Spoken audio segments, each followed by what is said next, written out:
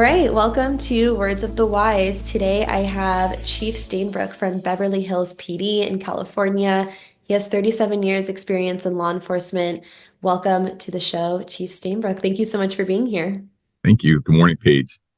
We have run into each other. So, like as a side note, we've run into each other a few times through like various events.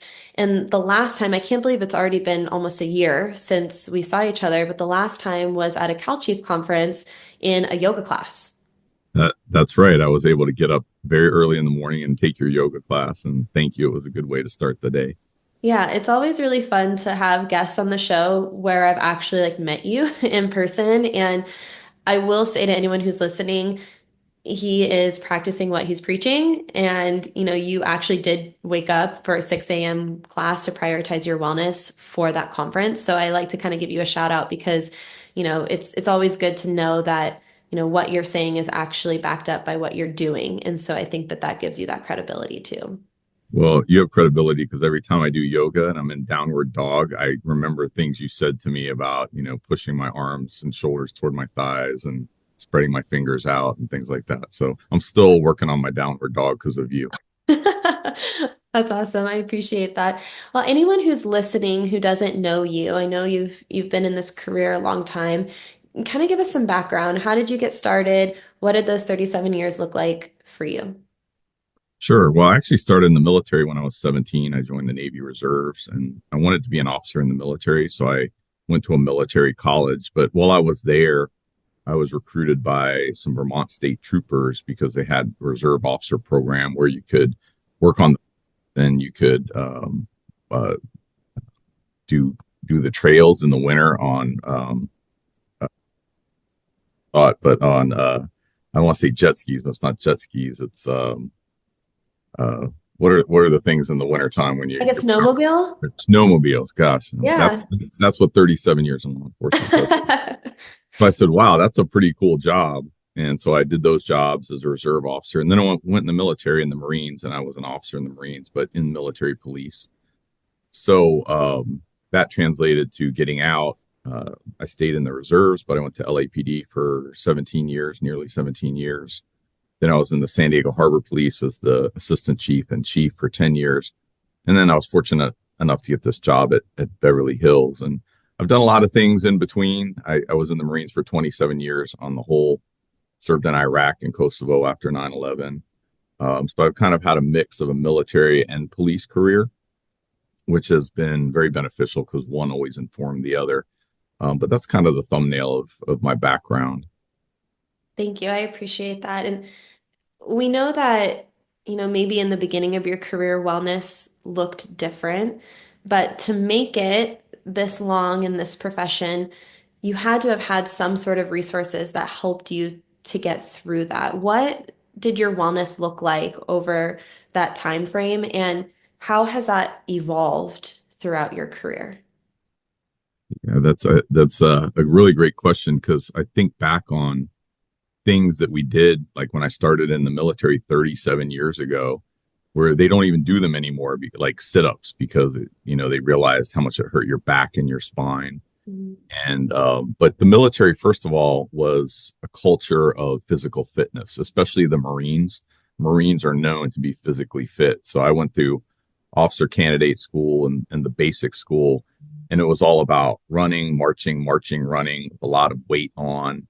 And I look back as well, and we've come such a long way in footwear. Mhm. You kind of fast forward a little bit, and then LAPD was all about they had big on running, but I worked a gang unit, so they were big on weightlifting. And so when I was switching from Marines to LAPD, I was probably 170 pounds. I could run 3 miles in under 20 minutes. But the gang unit, and I remember coming into work, and they would have in the weight room a big sign with a person who was obviously in prison, very, very buff because they lift a lot of weights in prison. And they said, he's working out, are you? And Mm. so then I got into really weightlifting. And I think at one point I was gained a lot of weight, a lot of upper body weight, but I was still running and probably in not the greatest shoes between the Marine Corps boots and and what we had back then. So I remember when I retired from the Marines, the doctor told me, he goes, "Man, you have pounded your knees into dust over Mm, over this time frame." So, being only in my early 50s and being was already pre-arthritic in my knees, I kind of had to change my whole workout program and how I work out, how I think about fitness. But back in that day, we had like Arnold in Muscle and Fitness mhm. magazine and the gym, and those are the kind of things we did. And then I've seen kind of the evolution of fitness to where it's not just about muscle or gaining weight or being able to run really far. It's kind of the overall fitness of your body, but then also tied into mental wellness, but also doing things right. And I realized for many years, probably both with running and weightlifting, I just ran as hard as I could and lifted as hard as I could. That was the Marine Corps mentality. And now I have a trainer and I'm actually learning how to lift correctly and do weightlifting correctly. I'm taking out a lot more time to stretch, a lot more time to do things like yoga or just simply walk or swim or something else besides run so that I'm not damaging my body. So I think as I've gotten older, I've thought a lot more about longevity and being able to keep up working out because I love it so much. And I'm sure somebody listening to this today, if they're a young officer or a young Marine or something, we're doing a lot better than we did 30 years ago, but also in the next 30 years, there's probably going to be a new generation of fitness and what fitness looks like for people. And hopefully less damage to the body as people get older, I would say is something I think about a lot. If I were to give advice, have good shoes, have a well-rounded fitness routine, take time to train and learn the correct way to do things, and make sure you take care of your body for the long haul. And I think the key word that you said in there was longevity. And I actually wrote that down because I do think that that's more of the focus now is how can you be in this career and how can you also have a long retirement? And I know that California, at least California Post, has this idea of lifetime fitness and what that looks like. And so I think that to your point, now the perception and the focus is like how can we create that longevity in the career, both physically and mentally, and then how we can we prepare you for longevity in retirement. Yeah, absolutely. And I'm not being critical of any generation, but I am seeing a different level in fitness of people starting out in the military and starting out um, in the police force, where we have to do a lot of work with them before they start the academy or before they start boot camp to make sure they're just in shape to get through that piece of it, and then kind of instill in them, that need for lifetime fitness because it's both jobs, first of all, require a lot of weight. You're carrying a lot of weight. People say, how much does that belt weigh? It weighs 20, 25 pounds, maybe 30 pounds between all the gear on there. Then you're wearing boots, and you're wearing sometimes, and this is one change actually I was proud to have made.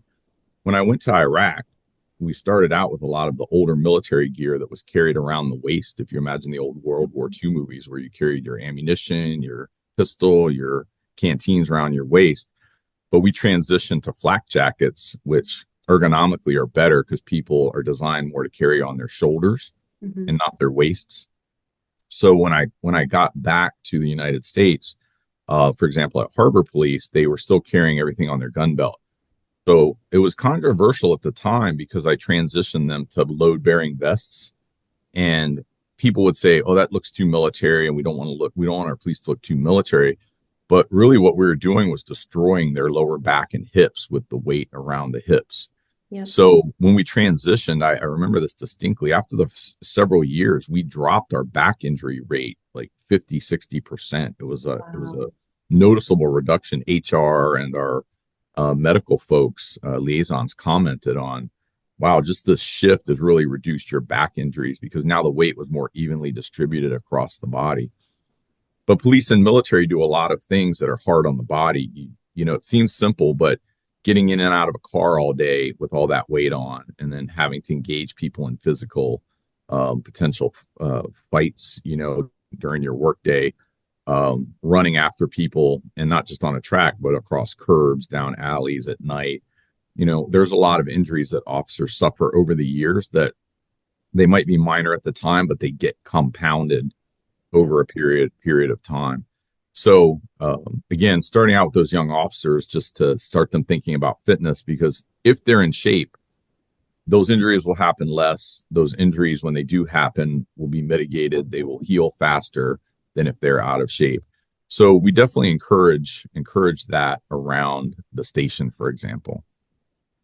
Thank you for giving the why for a lot of these things because I think that the more we can understand why these things are happening and how they happen, the more education you can have around it, then the more you can prevent those things from happening in the first place. And if you don't know, why or how, then you don't know.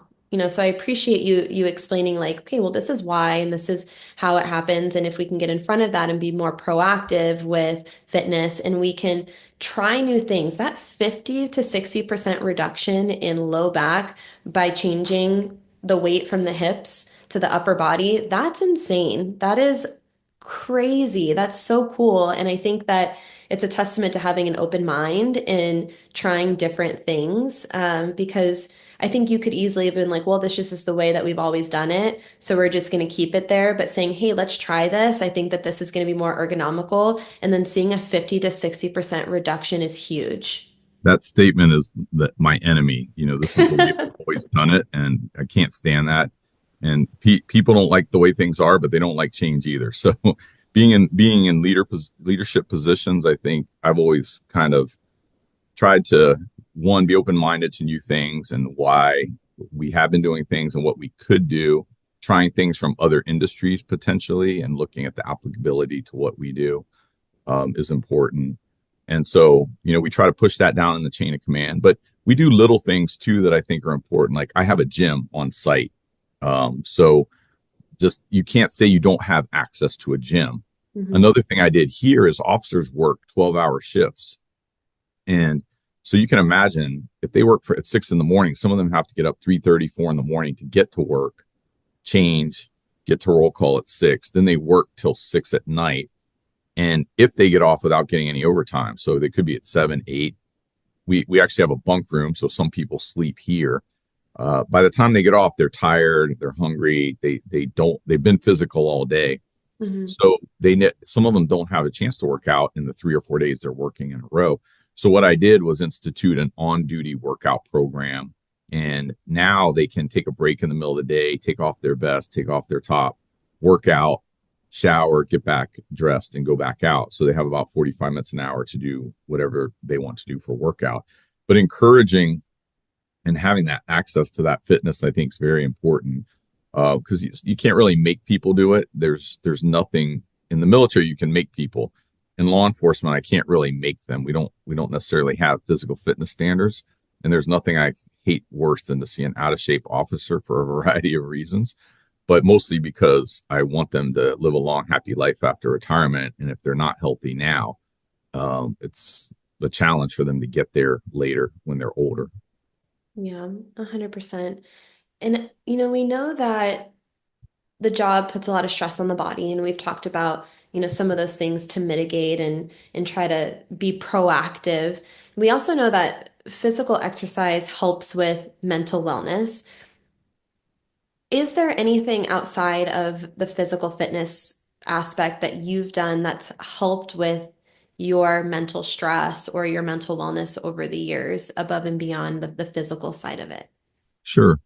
So let me talk first, and we didn't really get to this, but I'm lucky to work pretty much a 9 to 5, Monday through Friday type position now.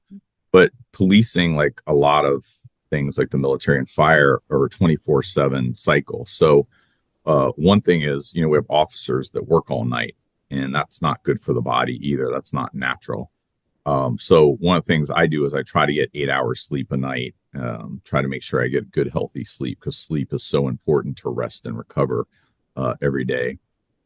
Uh, Obviously, work out every day. We talk about that for mental wellness. Let me talk about, before I say some of the things more that I do, I'll tell you some of the things I don't do. I don't really drink. I Mhm. don't smoke. Obviously, don't do drugs. But I think in today's culture, it's more prevalent than it was even when I was younger. So even as we see our applicants for police departments, like when I came in, maybe 2 or 3 out of 10 applicants had used marijuana or other drugs or drank, but now it's like 8 out of 10. So there's more of a culture of that, and so we've even had to change our hiring standards. We've had to change things based on the laws and those things. But I highly recommend don't do those things for health and mental wellness and longevity. The other thing is I'm a very little bit OCD, a little bit, just black and white. This is what I do. This is what I focus on. So my whole life was the military. My whole life was being a police officer. I didn't have many hobbies or interests outside of that, and started to come to realize that wasn't really healthy. And I used to read a lot more. I used to do other things that kind of in the creative space. So when I was working at the Port of San Diego, they came with a class about mindfulness, and this was maybe 15 years ago. And mindfulness was just becoming a term about how you think about mental wellness and trying different things to help you with your mental wellness. So it's kind of the silliest thing, but they gave a list of things, and okay, that not really interested in that, underwater basket weaving, whatever. But they put in their adult coloring, and I laughed because I'd always color with my 3 or 4 year old Callie, and then Hunter when he was about that age. We'd color together at the kitchen table, and as I was taking Callie through an art store one day, I saw like what they termed adult coloring book, and they had some Sharpie pens or whatever. So she's like, "Dad, let's color again." So she was a little older at that time. So I started coloring with her, but then it was so relaxing to me. Every once in a while, I would do it just to, because that's all you focus on, staying in the lines and what color you want to use. So you don't think about other things from work or whatever. And then that also kind of led to now I'm doing some more painting, taking some painting classes, just trying to engage the creative side of my brain. And when you're doing that, I think what happens is you forget about everything else, all your problems, all your stress, because you're so in tune with just what you're trying to accomplish in that, what I call microspace, that it helps kind of reset your head a little bit. So as I've gotten older, I'm trying to broaden like my creative side to help with the stress levels that we have. I love that you said, I'm going to tell you what I don't do first. I've never had anyone Okay. say that on here, and I love that because I do think you're right. Like there are a lot of activities that are detrimental for our long-term health. And we can say we do all of these really good things, but we're still doing these other things. And so saying, hey, I cut these things out, like these are things that I don't do, I think is really beneficial to hear. And, I know that drinking's a part of culture in general, in the US. And if we actually, and it's really funny. Okay, so I did this conference and there was someone talking about nutrition and kind of what to put in your body and whatnot. And he starts talking about don't drink coffee, and I was like, ooh, like that is a tough crowd to be telling don't drink coffee. I'm like, I'm offended because I drink a lot of coffee. I was like, that's not ever going to happen. And then he was saying don't drink alcohol, and I was like, that's also really tough to say don't do that. But there is so much science behind like what that does to your stress levels, what that does to your sleep. It really is detrimental to your sleep. And so there is a lot of science behind that. And I love that you said, hey, I don't do these things for this reason.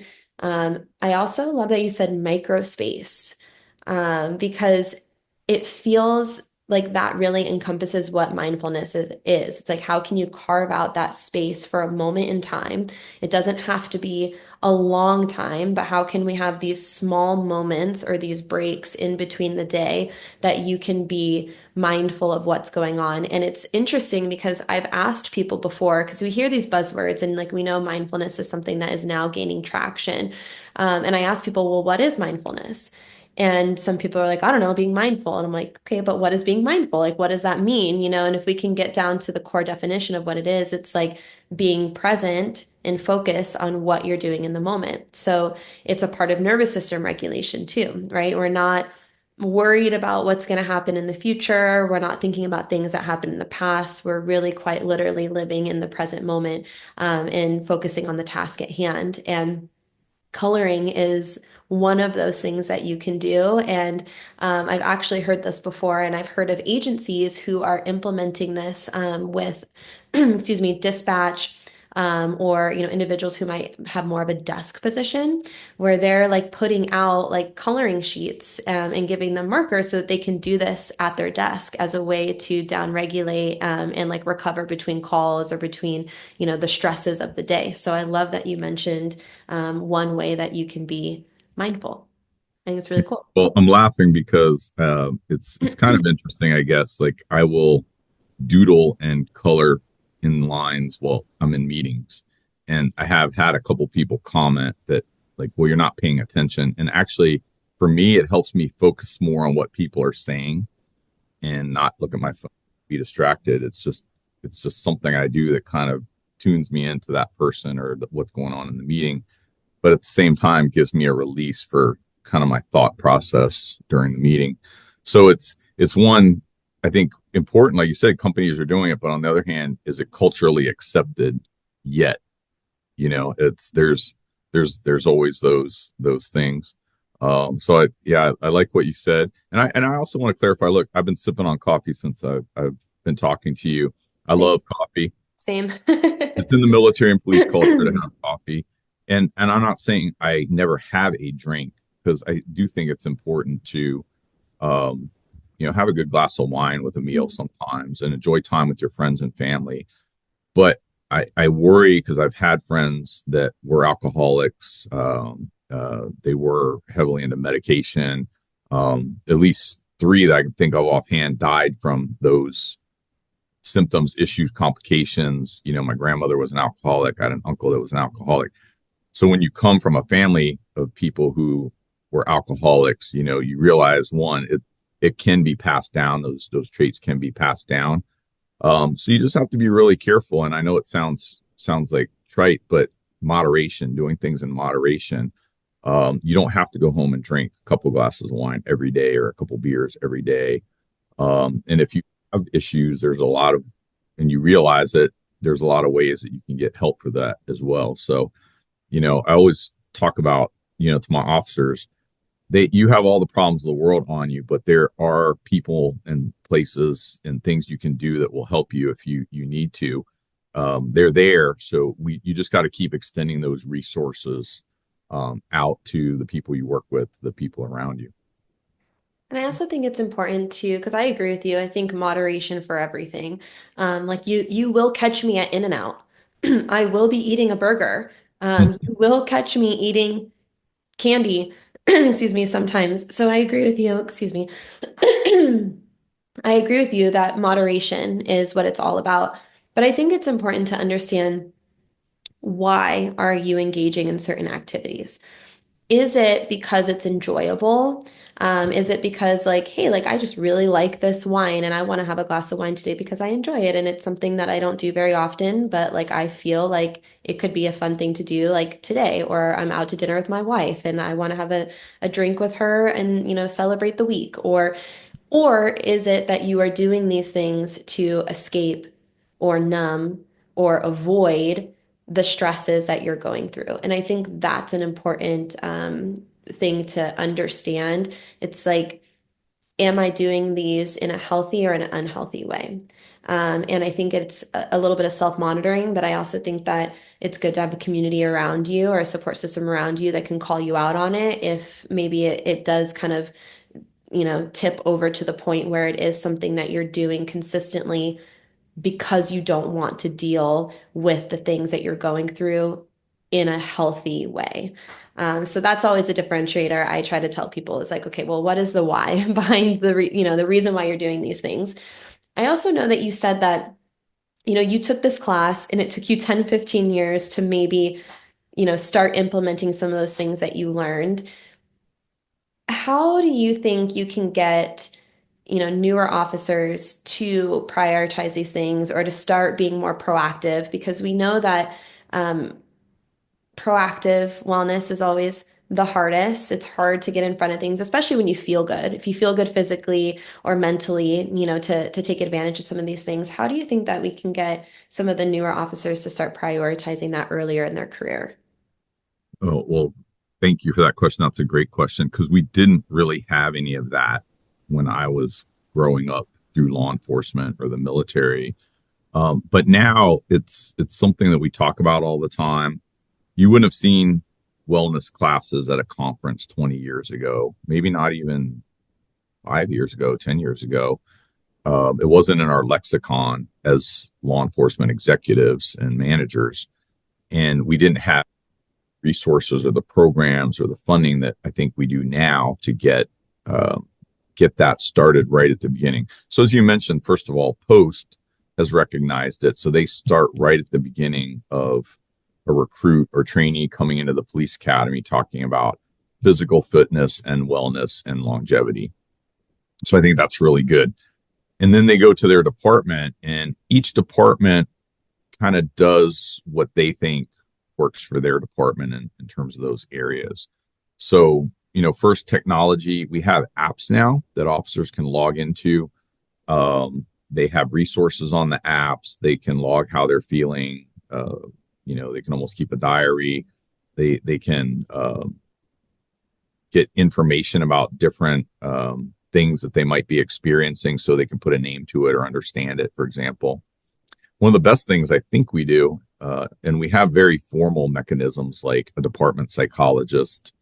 We have through our insurance and wellness through the city, you can basically say, I don't want to talk to the department psychologist, but I have somebody I know that I want to talk to, and there's ways to pay for that. But one of the best things I think was developing a peer support program. So peer support, just like it sounds, is other officers or employees who have some extra training on how to talk to individuals and listen to their peers and tell them that, after you've been in a critical incident, the feelings that you're going through, the not being able to sleep, the reliving the incident over and over again, are normal, and give them some ways to get past what they saw or did, something that happened to them. And it's the way it's different is if you go to a police psychologist, for example, even though they've been in the business and they've probably heard it all, they probably haven't been a police officer, so they don't understand the lived experience and like you do with one of your peers. And so that I talk to my peer support every quarter, and I make sure they're getting what they need. That there's another aspect of it that I've had to understand as a leader. Like when they have these debriefings, I'm not invited to them, and that's because the chief is there and they see these things on the collar, the shiny stars. They don't want to say or talk about things that they might with their peers. So, you know, I don't have any problem leaving and letting them do their work. And once in a while they'll just keep me up to date if somebody might need something extra that they're not getting. So I think education is huge. A couple little things we do here is we have a peer support dog named Nami, which interestingly was donated to us by a person that is involved with NAMI organization, which is the National Alliance for Mental Illness. Mm. And they bring awareness to mental health issues, which, by the way, officers have to deal with a lot on the street. So we decided to name the dog Nami to keep mental wellness in mind. And Nami goes to events. Nami just runs around the station and gets petted and gets treats, and which she probably could use a few pounds gone and needs some time in the doggy gym. But she just makes people happy. Somebody came in yesterday and was just on the floor with her playing, and it just makes them feel good during their day. So we do little things like that, free coffee for the officers because they can't get coffee or good coffee at 2 in the morning a lot of times. So what I try to do is establish an environment where employees feel like when they're here in the station, it's safe. There's some things for them. They have a good working environment.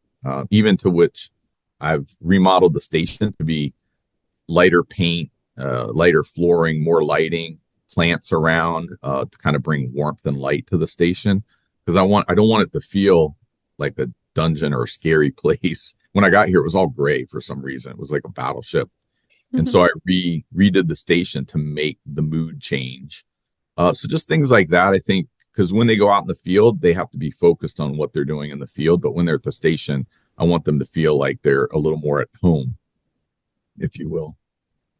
I love that. I love all the words that you were saying of like, I want this to feel like a safe, warm, inviting environment where they feel like they're cared for and they're supported through all the resources, but also, like you said, just even adding some plants and making it feel like a little lighter and more like joyful than like dingy and dark. I also, I think I also need to mention that what I see as a really important component of that is that leadership is not only on board and supportive of all of these things, but you're also willing to share, things that, you've done or, have those open conversations about wellness because I think that that creates that space of safety. If a new officer is walking in and saying, "Hey, like I know that at the very top and all the way down, everyone is supportive of this, and it's okay if I do need resources," then that creates that culture and that environment of wellness. Absolutely. Definitely something that needs to be pushed down through the ranks. Because as the chief, a lot of times people don't tell me things or come directly to me. So I have to make sure my captains, lieutenants, sergeants are pushing it down. And also my peer leaders, who many of them are involved with peer support. And so also kind of going back to the things, I don't allow or tolerate. I don't allow racism, sexism, discrimination, retaliation. I really challenge people not to gossip or badmouth each other and create because I tell officers like, look, you go out, people physically attack you sometimes. The media attacks you, lawyers attack you. You're constantly under fire from outside sources. Like, let's not have us be under fire internally at each other. We have to act respectful to each other, professional. We can disagree, but there's also ways that we can talk and work through disagreements. So I always wonder if, kind of the high suicide rate amongst officers is from what they see on the outside or how they were treated on the inside from their department. And I think probably over the years, I've known twice as many officers that have committed suicide than have been killed in the line of duty. And that's way, way too many. So how we treat each other is really the first step in mental wellness and feeling part of the organization, which I always like to say, I feel like Beverly Hills, we're kind of a little family. We're home away from home. You may spend more time here with the people here than you do your family at points. And so we need to create that positive environment. And I want every employee to feel like they have everything they need to go out and be successful because that's another thing people want to feel, whether it's school or work, they want to feel like they're contributing, they're being positive, giving back a positive energy and experience, and that they're doing good in their career. So we want to give every employee an opportunity to do that. I think that that question you posed is so powerful. It's like, are these happening because of outside stress or inside stress? Is it coming from without or within? And I think that's a really powerful question to ask. And, I obviously don't have the answer to that. But I think that if, from leadership, if you can say we're going to do everything in our power to make sure that within the organization, we're creating an environment that sets people up for success and where they feel supported. And one of the things you said offline that you didn't mention yet, but I want to kind of call out is you said like it's the small things that matter. Mm. And I think that's an important message too. It's like, what are the small things that you can do to make sure that everyone does feel like a team? And, you say family, home away from home and family. So it's like, how can you create that family environment? And to your point, families bicker a little bit. Like families aren't perfect. So maybe you do have a disagreement, or maybe there is something that's not perfect, but how can you have those resources so that you can get through it in a respectful and, successful way? And then now you feel like you can do your job outside of those walls in a effective and productive way. So Yeah, for sure. I think, I'm in the coffee, but We often have lunches here that are either brought in by the community or breakfast or dinner. And, breaking bread with people, just having that time to sit down with them and eat something and chat about anything other than work, I think brings people together. Um, you know, you talk about little things. We have a towel service here. I know maybe it's very Beverly Hills-ish, but you know, there's when you go to the gym and then when you want to shower and go to the locker room, we have towels for you. It's a very small thing. Never been to a police department where you didn't have to bring your own towel to work and take it home and wash it and bring it back. We do that for you. It's a minor thing, but I think the little things add up. But more so from a leadership perspective, what I like to ask people is like, well, I'm at the chief level. I don't know all the things that you do on a daily basis. What do you need or what could I change or do to help make your job or, existence easier? And it's a very simple question, but where you hear alignment, like Paige says the same thing that Jim says and somebody else is saying the same thing, and you can make that change, people feel like, wow, somebody listened to me and heard what I said and I was able to make a positive difference and my executive team will listen to me. And I've been in a big organization or big organizations, the Marine Corps, LAPD, and I've been in smaller ones like Harbor Police and Beverly Hills. And it's much harder in a bigger organization, and people don't feel that they're taken care of all the time or that warmth because it's just so big. But in smaller organizations, definitely you should be able to have a really personal level relationship with more people and kind of understand what the issues are and then try to change things to make life better for people. 100%. I appreciate that. I want to ask you a question. So if someone comes up to you and says, Chief Stainbrook, I don't have the money. I don't have the funding. I can't do this. What would you say to someone who maybe thinks that they don't have the funding and how they can, start to implement these resources? Sure. So in law enforcement, I mean, you have to be really creative. People look at my budget sometimes and they go, wow, you have a big budget. But really, most of my budget goes to pay employee salaries, benefits, cars, equipment, all those sorts of things. And I only have a very small budget that I can have some flexibility with. Now, I really look at what we spend, and I've always tried to put some into wellness or things that we can do with the officers and staff and everything. But sometimes it's not all there. So one avenue I would encourage people to look at is grants.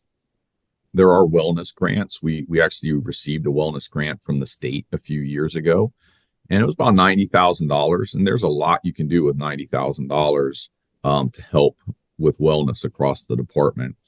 And so grants.gov is a good place to start looking for that for government grants.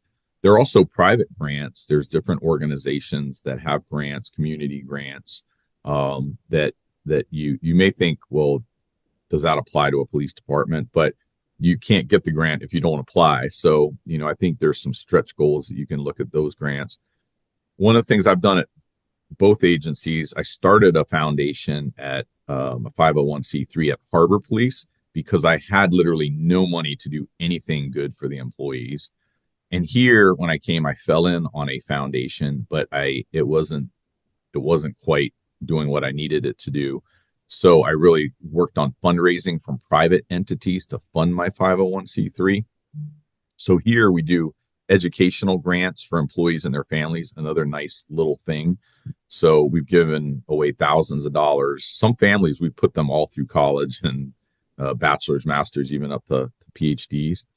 But we've had, for example, an employee whose a child was born with a deformity, and some things were not covered by insurance. So we were able to get them money to help cover that. We've had cancer, other things. We've been able to give grants to officers on those things. So a foundation goes a long ways. And plus, like just the other day, my captain came in and said, "Look, we have this dead space in the building where there's nothing there and nobody really goes to that area." He says, "I want to put a massage chair in there so that officers before or after their shift can do a massage chair if they want, or even during." Hmm. I said, great idea. So we didn't have any funding for it, but I used foundation funding to pay for the massage chair. So we're getting a massage chair. By the way, I have one at my house. Best thing ever. I'm probably in it every morning when I get up to get myself warmed up and before I go to bed to get myself unwound. And they're only a couple $1,000s, sometimes even less.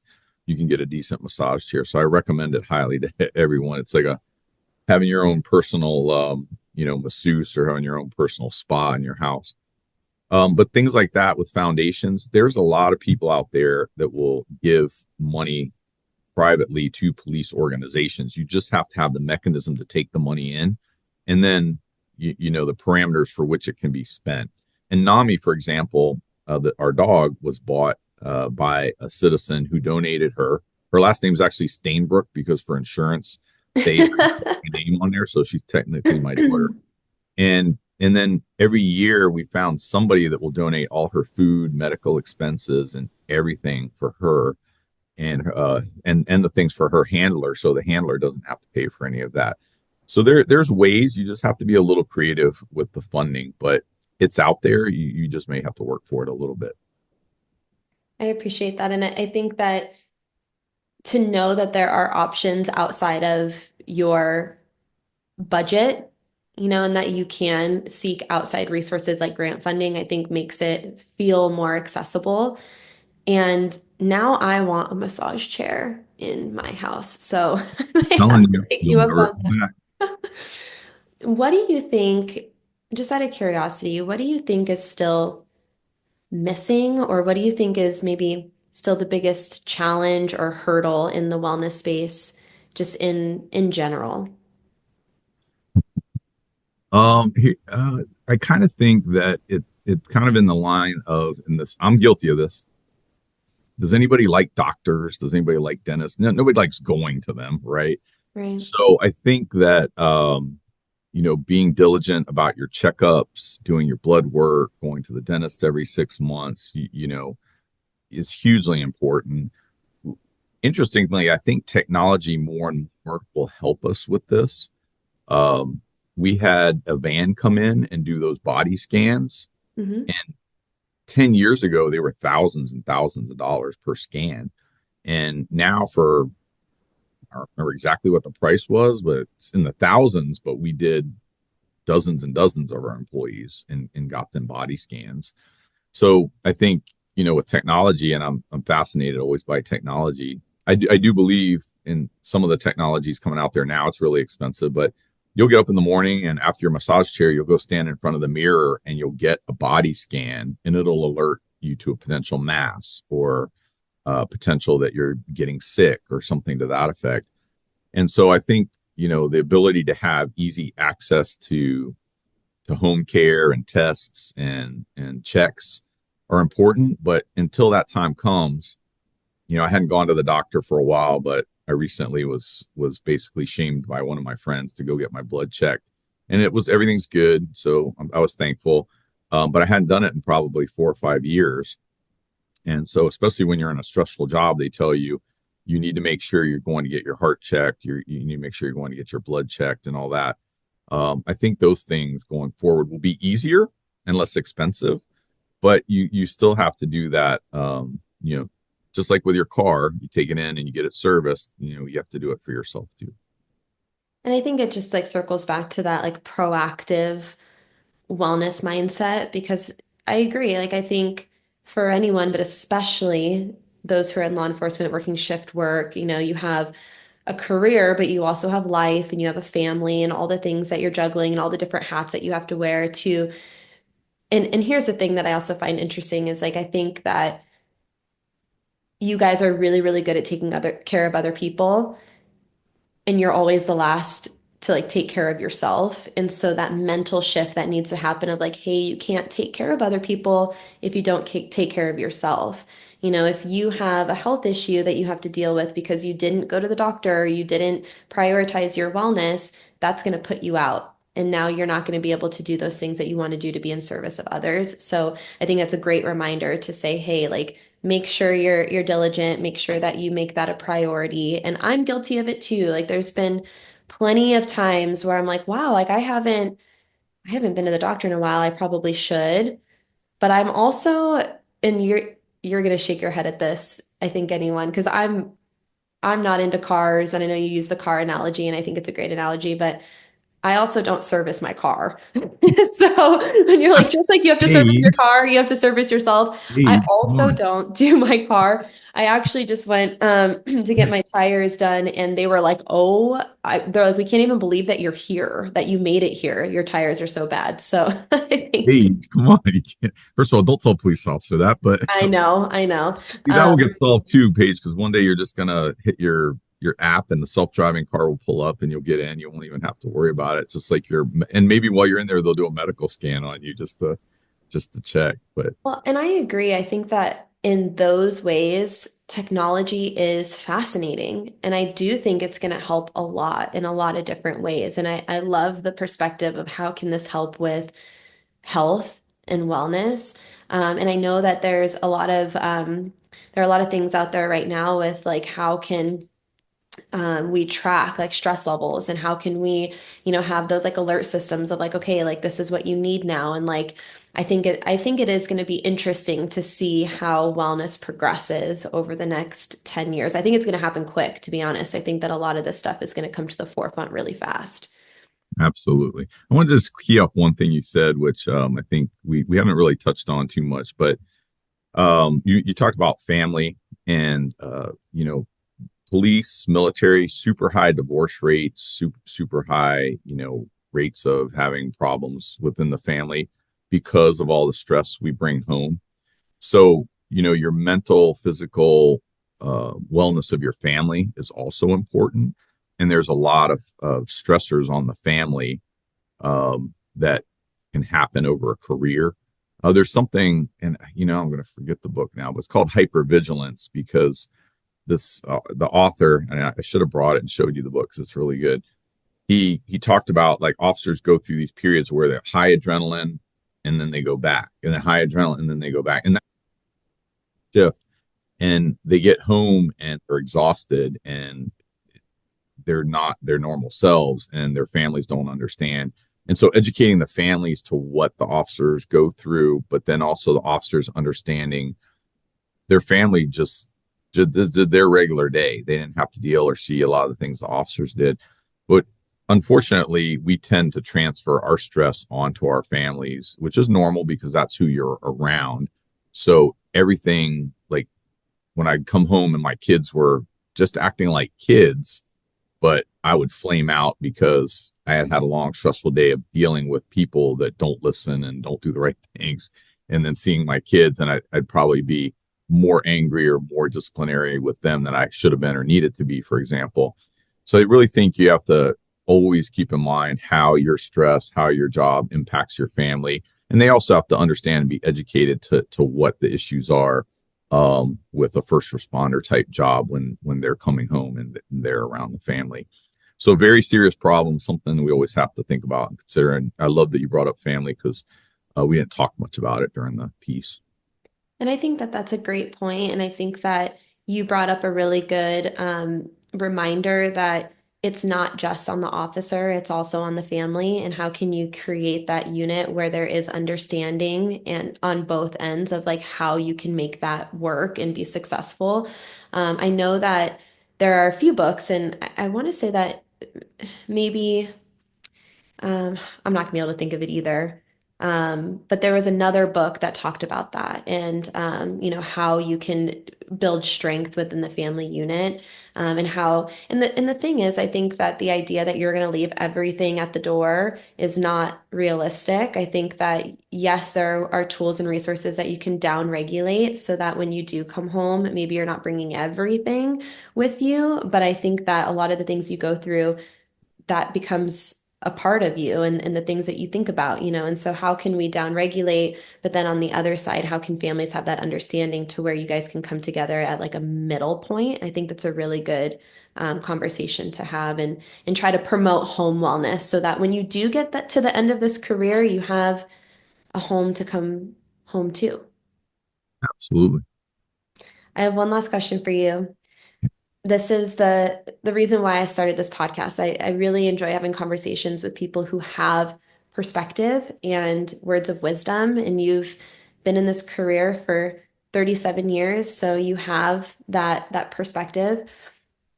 What words of advice would you give to someone who's earlier in their career when it comes to wellness? Maybe something that you wish you would have known earlier in your career that would have helped you out, or something that you did that was really successful for you. Okay. Well, the first would be just being disciplined. And there's a lot of people have talked about it. It's been, popularized by that guy Rocco the Seal, and just being able to get up every morning and get up and get your workout in. Because as you and I have talked about before, middle of the day, end of the day, you don't know what's going to happen. You may not get your workout in, and then you're going to feel bad about that. So it's a long term battle, and I call it fighting the battle every day. If I'm in the gym, I'm fighting the battle. If I'm in the pool, if I'm doing yoga, like I won the battle for the day just because I did it. If it was 20 minutes or an hour and a half, it doesn't matter. I won the battle because I did it. The other thing I just have to say is sense of humor. Have a sense of humor. Keep your sense of humor. In the end, 100 years from now, nobody will care. And you have to laugh at some of the things you see and do and hear in the appropriate way. But keep a sense of humor about things. Keep laughter in your life. Keep laughter with your friends and your family, because you're going to see some tough things. And sometimes police officers are known for having like dark or kind of gallows humor, which isn't a bad thing. It's just a reaction to the stress. But just keeping a more lighthearted sense of humor about things, I think, throughout your career, not taking yourself too seriously, not taking the job so seriously that you lose that, and you become dark on the inside. You got to keep a sense of humor, and so I always try to keep laughter, love, a kind of playfulness in my life at some ways, and just keep doing those two things, discipline and humor, and it'll all be okay in the end. I love that. Thank you so much for your time and your insights and spending the last, 45-ish minutes with me. I really, really do appreciate it. I thought this conversation was great, and I appreciate you a lot. Thank you. Well, it's my pleasure, and I appreciate you. Thanks for having me on today. Yeah, it was good to see you. I'm sure I'll run into you again at some point down the road. You probably be on me about the downward dog. So Yeah, I'll be like, do it right. I expect perfection. no, it was good. I learned a lot in your class, and I want to keep expanding my yoga practice. So Yeah, for sure. Well, thank you again. I appreciate it. thank you, Paige.